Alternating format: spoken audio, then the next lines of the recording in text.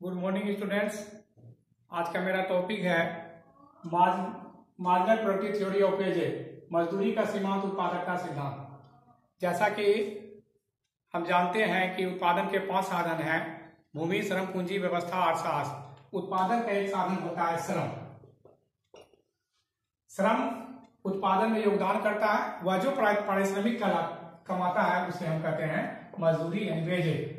आज के अंतर्गत हम पढ़ेंगे मजदूरी का निर्धारण कैसे होता है। मजदूरी का निर्धारण अब तक 2 सिद्धांत मजदूरी के निर्धारण को लेकर प्रतिपादित किया गया है। पहला मजदूरी का प्राचीन सिद्धांत क्लासिकल थ्योरी ऑफ वेजेज, और दूसरा मजदूरी का आधुनिक सिद्धांत। मजदूरी का पहला सिद्धांत क्लासिकल थ्योरी ऑफ वेजेज को ही हम marginal productive theory of wages भी कहते हैं।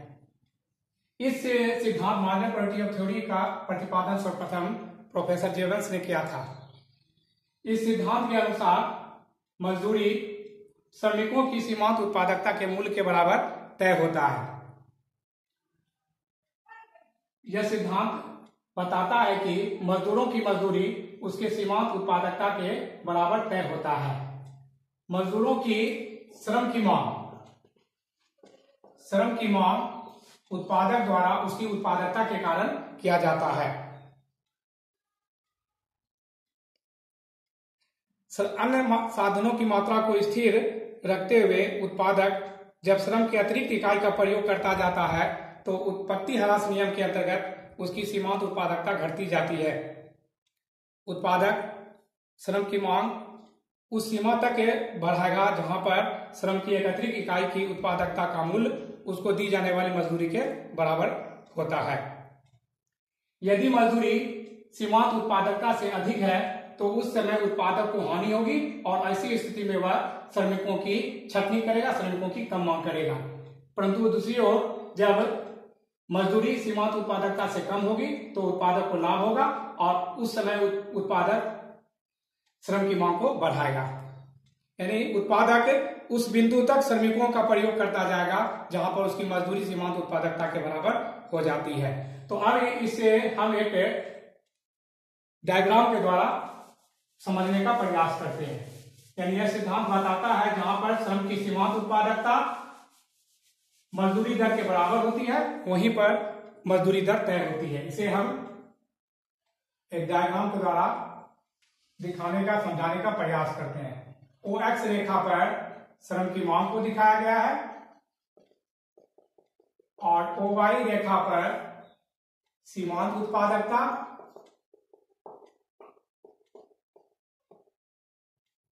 अथवा मजदूरी को दिखाया गया है। मजदूरी दर को दिखाया गया है। सीमांत उत्पादकता की रेखा अम्पी जो ऊपर से नीचे दाईं ओर गिरती भी होती है और मजदूरी की रेखा डब्ल्यू आर जो एक्स एक्सिस के समानांतर होती है। तो सीमांत उत्पादकता की रेखा एमडब्ल्यू, मजदूरी की दर रेखा डब्ल्यू आर एक दूसरे को क्यू बिंदु पर काटती है। यानी क्यू बिंदु पर सीमांत उत्पादकता मजदूरी दोनों बराबर है और इस तरह से उत्पादक QM या OW मजदूरी दर तय करेगा। OW मजदूरी दर पर सीमांत उत्पादकता और मजदूरी दोनों बराबर है। यानी स्पष्ट है क्लासिकल थ्योरी ऑफ वेजेज के अनुसार मजदूरी दर वहीं तय होता है जहां पर सीमांत उत्पादकता और मजदूरी दर एक दूसरे को स्पर्श करती है। यानी उत्पादक मजदूरी दर तय करेगा OW के बराबर और अपने कारखाने में OM के बराबर श्रमिक की मांग करता है। यदि किसी कारणवश उत्पादक श्रम की मांग को घटा के कहते OM1 श्रम की मांग करता है, इसको इसके समानांतर करते हैं Q1 P1। तो OM1 अगर किसी कारण से OM मजदूरी श्रम की मांग पर OM श्रम की मांग पर क्या लिखते हैं? उत्पादकता है Q1 M1 या M1 Q1 और मजदूरी दर है P1 M1 P1। तो वो M1 अगर मजदूरी का प्रयोग करता है, श्रम की प्रयोग करता है तो उत्पादकता है ज्यादा। कितना ज्यादा है? देयरफॉर अतिरिक्त अतिरिक्त उत्पादकता है M1Q1 माइनस M1P1, यानी M1P1 Q1 M1 Q1 P1। M1Q1 में से P1Q1 M1P1 को घटा देंगे तो बचता है P1Q1। यानी अगर कोई उत्पादक वो M1 श्रमिक का प्रयोग करता है तो यहाँ पर अतिरिक्त उत्पादकता होती है। यही अतिरिक्त उत्पादकता P1Q1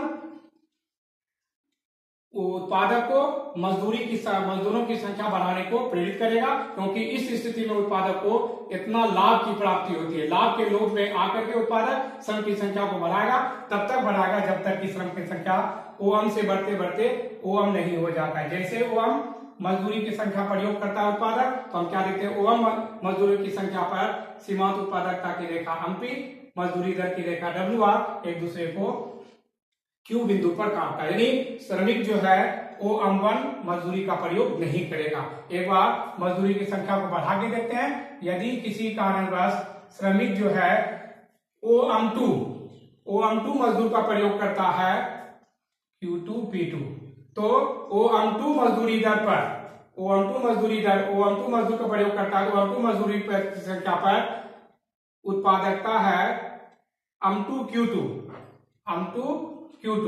और मजदूरी दर है M2P2। तो यहां पर हम क्या देखते हैं, अतिरिक्त मजदूरी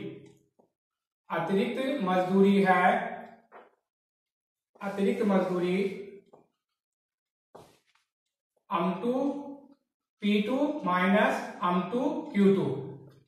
M2P2 में से M2Q2 घटाएंगे तो बचेगा P2Q2। यानी यदि उत्पादक अपने कारखाने में OM2 श्रमिक का प्रयोग करता है तो OM2 श्रमिक का प्रयोग करने के चलते उसे P2Q2 अतिरिक्त मजदूरी देना पड़ रहा है, यानी उत्पादक को हानि होगी। जैसे हानि होगा उत्पादक श्रम की संख्या को घटाने लगेगा, तब तक घटाता रहेगा जब तक कि वह OM पर नहीं आ जाता है। जैसे OM पर आता है, एक बार पुनः हम देखते हैं, यदि उत्पादक OM श्रमिक का प्रयोग करता है तो श्रम की उत्पादकता रेखा MP और श्रम की मजदूरी रेखा WR केवल और केवल एक दूसरे को Q बिंदु पर टच करता है, यानी उत्पादक OM2 श्रमिक का भी प्रयोग नहीं करेगा। तो स्पष्ट हो गया, मजदूरी का सीमांत उत्पादकता सिद्धांत के अनुसार केवल और केवल मजदूरी दर वहीं तय होगा जहां पर कि सीमांत उत्पादकता और मजदूरी रेखा एक दूसरे को स्पर्श करती है। यानी जहां पर सीमांत उत्पादकता और मजदूरी बराबर होगी वहीं पर मजदूरी दर तय होगा और उत्पादक अपने खेत में या अपने कारखाने में OM श्रमिक का प्रयोग करेगा, OM श्रमिक को OW मजदूरी दर तय करेगा। ये क्योंकि OW मजदूरी दर या PQ मजदूरी दर पर ही सीमांत उत्पादकता और मजदूरी दर दोनों एक दूसरे के बराबर हो जाता। इस तरह हमने देखा कि मजदूरी का सीमांत उत्पादकता सिद्धांत यह बताता है कि मजदूरी दर वहीं तय होगी जहां पर सीमांत उत्पादकता और मजदूरी एक दूसरे के बराबर होती है। मजदूरी का सीमांत उत्पादकता सिद्धांत कुछ शर्तों पर आधारित है, कुछ मान्यताओं पर आधारित है। मान्यता नंबर 1, श्रम बाजार में पूर्ण प्रतियोगिता की स्थिति वर्तमान होती है। सेकंड, श्रम की सभी इकाइयां एकरूपी होती है। थर्ड, प्रत्येक श्रमिक में पूर्णतः गतिशीलता का गुण पाया जाता है। फोर्थ, यह सिद्धांत एक साधन को छोड़कर उत्पादन के अन्य साधनों को स्थिर मानती है।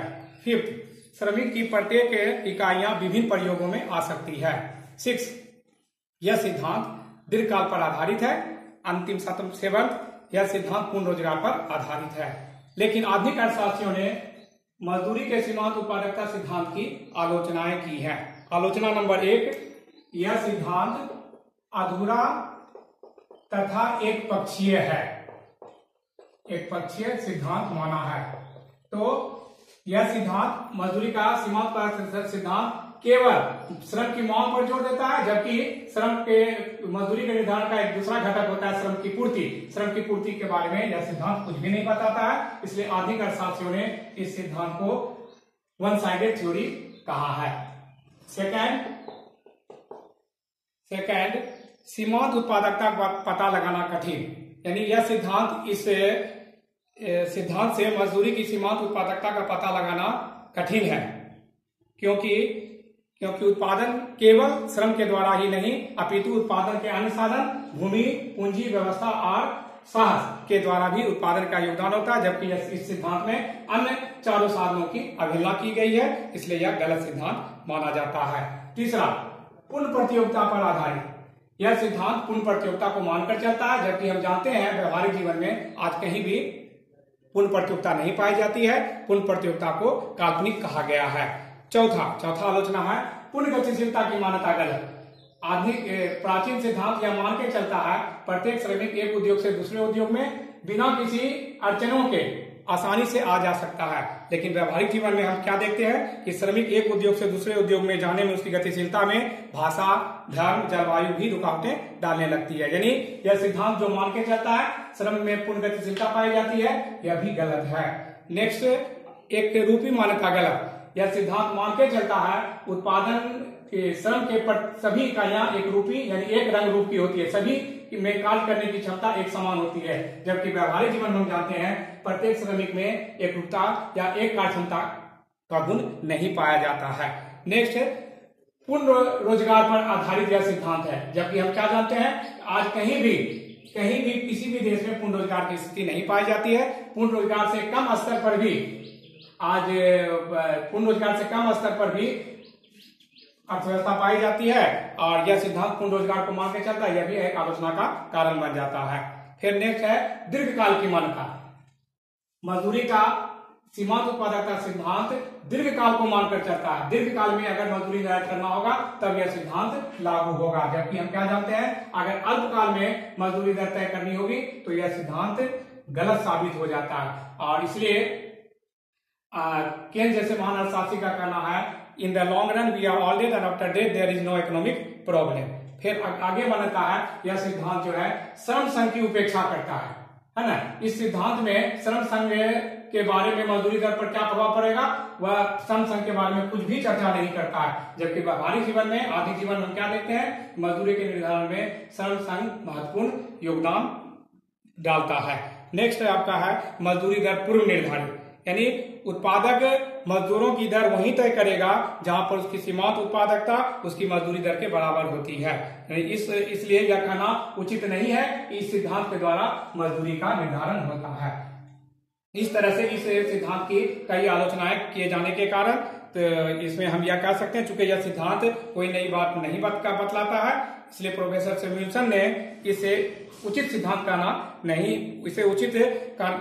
नहीं माना है। प्रोफेसर फ्रेजर ने यहां तक कहा है कि कोई भी अर्थशास्त्री यह निश्चित पूर्वक नहीं कह सकता है कि यह सिद्धांत अभी पूर्ण है। इसकी मान्यताएं आवश्यकता से अधिक स्थिर एवं संकुचित हैं। यद्यपि यह सिद्धांत अधूरा, संकुचित एवं एकपक्षीय है, फिर भी मजदूरी निर्धारण के एक महत्वपूर्ण निर्धारक तत्व सीमांत उत्पादकता को यह प्रकाश में लाता है। और आज भी मजदूरी के निर्धारण की जब चर्चाएं होती है, बात होती है, तो मजदूरी के निर्धारण में सीमांत उत्पादकता को ध्यान में रखते हैं और मजदूरी दर तय किया जाता है। इस तरह से मजदूरी का यह सिद्धांत को हम पूर्ण रूप में सत्य नहीं मान सकते हैं। केवल इस बात पर इससे हमें यह शिक्षा लेते हैं कि मजदूरी के निर्धारण में सीमांत उत्पादकता एक महत्वपूर्ण फैक्टर का योगदान निभाता है। That's all.